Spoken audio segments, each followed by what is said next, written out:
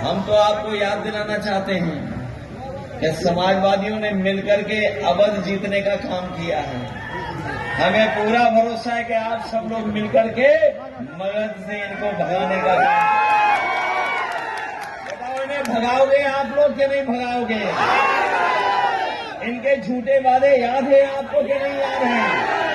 हमारे किसान भाई मौजूद होंगे, वो जानते होंगे कि ये आय दोगुनी करना चाहते थे कि किसानों की पैदावार की कीमत देंगे, आय दोगुनी बढ़ाएंगे। बताओ 11 साल में हमारे किसानों की आय कितनी बढ़ी है? न पैदावार बढ़ी, न किसानों के तरक्की हुई, न उनको कहीं काम करने का मौका मिला। हमारे किसान गरीब होते जा रहे हैं। गरीबों के पास खेती बाड़ी नहीं है और सपना दिखा रहे थे कि हम किसानों की आय दोगुनी कर देंगे। आय दोगुनी तो हुई नहीं, लेकिन बताओ महंगाई कितनी हो गई है? बताओ महंगाई आसमान छू रही कि नहीं छू रही है? न केवल आसमान छू रही है महंगाई, बल्कि जो कभी कभी कहते थे कि रुपया नीचे जा रहा है, डॉलर ऊपर जा रहा है। आजकल आपने सुना होगा कि अमेरिका के राष्ट्रपति इन्हें समय समय पर धमका दे रहे हैं, समय समय पर टैरिफ लगा दे रहे हैं। चले थे विश्व गुरु बनने। बताओ अमेरिका के राष्ट्रपति ने क्या रास्ता दिखाया इनको?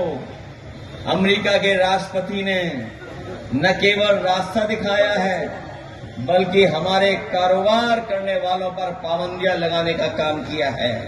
ये भारतीय जनता पार्टी जब विदेश नीति में असफल हुई है, वहीं हमारे देश के ऊपर आर्थिक संकट भी पैदा किया है। आज हमारा बाजार भारत की चीजों से बना हुआ नहीं है। आज हमारे भारत का बाजार चीन के बाजार से जोड़ने का काम किया है, और वो चीन जो हमारी जमीन भी छीन रहा है, बाजार भी छीन रहा है।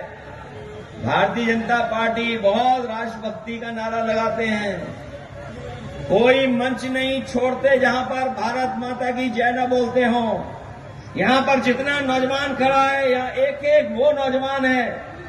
अगर फौज की भर्ती में जाने का मौका मिल जाए तो हमारा नौजवान उसके लिए तैयार रहेगा और नौकरी फौज की तरफ लेके जाएगा। लेकिन इन भारतीय जनता पार्टी के लोगों ने हमारे भारत की सीमाओं को सिकोड़ने का काम किया है। जो चीन हमारी जमीन पर भी नजर रखे हैं, हमारे बाजार पे भी नजर रखे हैं, हमारा बाजार भी छीन लिया, जमीन भी छीन ली है। लेकिन भारत में जो दिल्ली में सरकार के लोग हैं, उनकी हिम्मत नहीं है कि कुछ उन चीन के खिलाफ भी बोल सकें। इसलिए साथियों, हम आपसे निवेदन अपील करने आए हैं, ये चुनाव केवल बिहार के भविष्य का तो है ही है चुनाव, लेकिन नौजवानों आपके भविष्य का भी चुनाव है, आपके भविष्य को बनाने का भी चुनाव है। इसलिए हम आपसे अपील करने आए हैं, जहां मनोज कुमार यादव जी आपके प्रत्याशी हैं, ये विधायक भी हैं और इस बार सरकार के विधायक बनने जा रहे हैं। सरकार का विधायक बनाओगे इन्हें?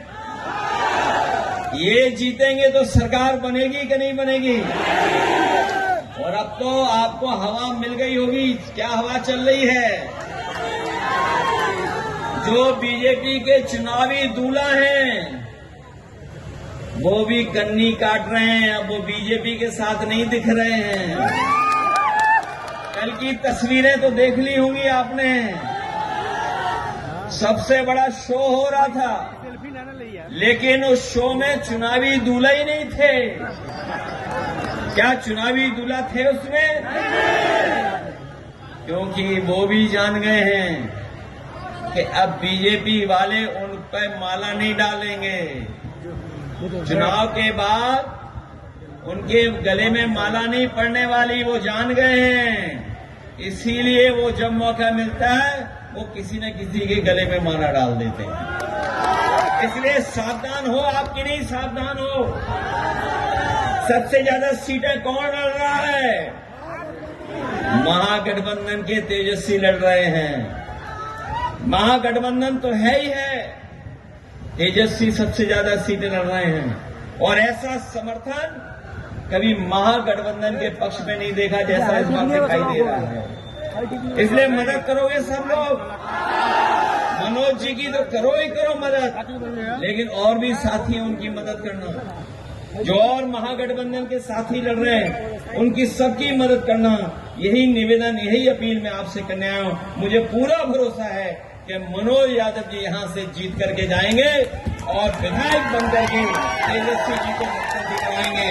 और जब तेजस्वी मुख्यमंत्री बनेंगे तो हर घर परिवार के एक सदस्य को नौकरी मिलेगी, जीविका को 30,000 रुपए मिलेंगे और हमारी गरीब माताएं बहनें हैं उन्हें 2500 रुपया महीना देने का काम करेंगे।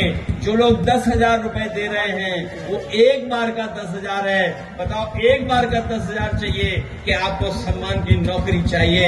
ये सोच करके जाना। ये जो बेरोजगार की टोकरी देना चाहते हैं बीजेपी के लोग, लेकिन तेजस्वी सम्मान की नौकरी देना चाहते हैं। इसलिए नौजवानों, मदद करना, नई सोच